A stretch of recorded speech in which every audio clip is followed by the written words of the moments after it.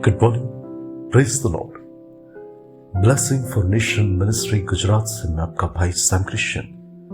प्रभु ने दिए हुए आज के इस नए सुंदर दिन पर आप सभी को प्रभु यीशु के नाम से जय मसीह की।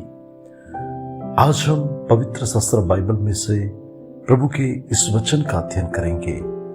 इफिसियों की पत्री उसका 3 अध्याय उसकी 20वीं आयत।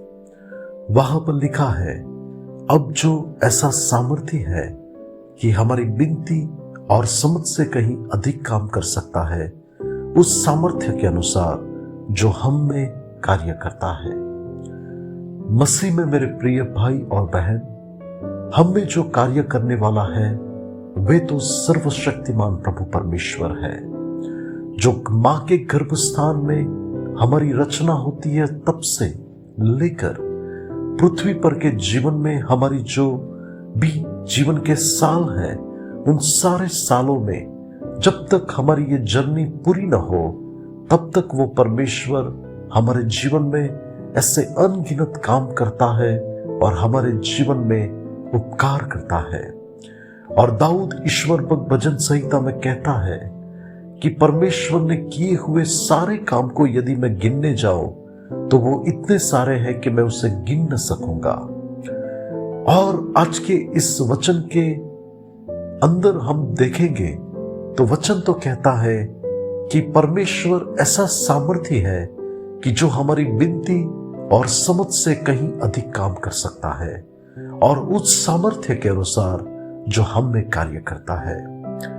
और प्रभु के प्रिय लोग, आज आपके जीवन के सारे सवालों के बीच में भी एक बात आप याद रखिए कि प्रभु की सामर्थ आपके अंदर काम कर रही है कि आपकी परिस्थिति गवाही में बदल जाए।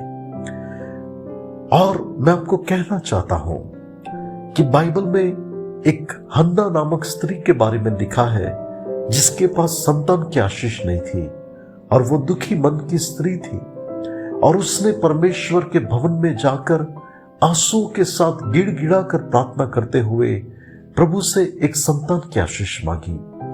प्रभु ने उसकी प्रार्थना को सुना, इतना ही नहीं लेकिन प्रभु ने उसे संतान के रूप में एक महान नबी दिया जो पूरे इज़राइल में एक मशहूर परमेश्वर का भविष्यवक्ता बना और आगे जाकर उसको 7 संतानों की आशीष दी। 7 संतानों की उसको माता बनने का प्रभु ने अनुग्रह दिया। हालेलुया। वचन कितना ही सत्य है कि जो हमारे मांगने से और हमारी समझ से कहीं अधिक परमेश्वर हमारे लिए कर सकता है। हमारे भारत में एक बहुत ही प्रचलित डायलॉग है कि खुदा जब भी देता है छप्पर फाड़ के देता है, यानी कि हमारे मांगने से और सोचने से भी बढ़कर परमेश्वर हमारे लिए अद्भुत कार्य करता है। और वो सामर्थ्य तो सिर्फ वो सर्वशक्तिमान परमेश्वर के पास है जो जीवित परमेश्वर है।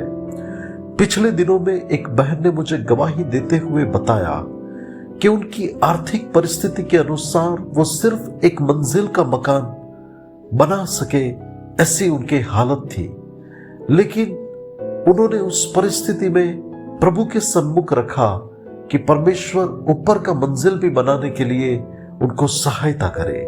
लेकिन वो चीज उनकी सोच से बड़ी थी, उनके पास बजट नहीं था, उनके पास इतना पैसा नहीं था।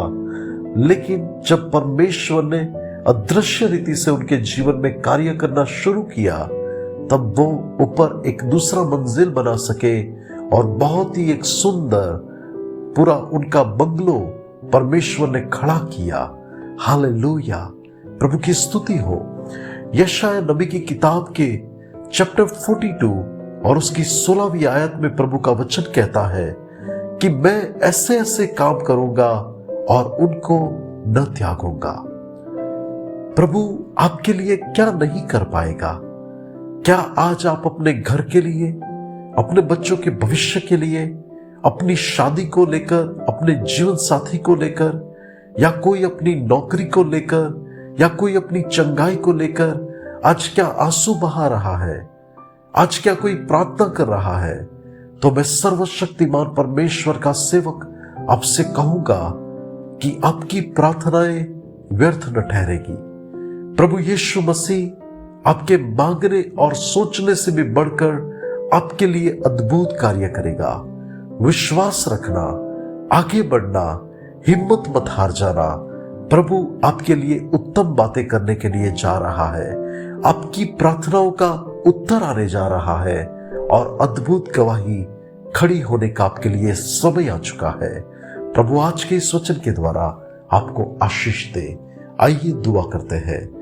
अनुग्रहकारी मेरे प्यारे स्वर्गीय पिता, प्रभु आज के इस वचन के लिए आपका धन्यवाद करता हूं।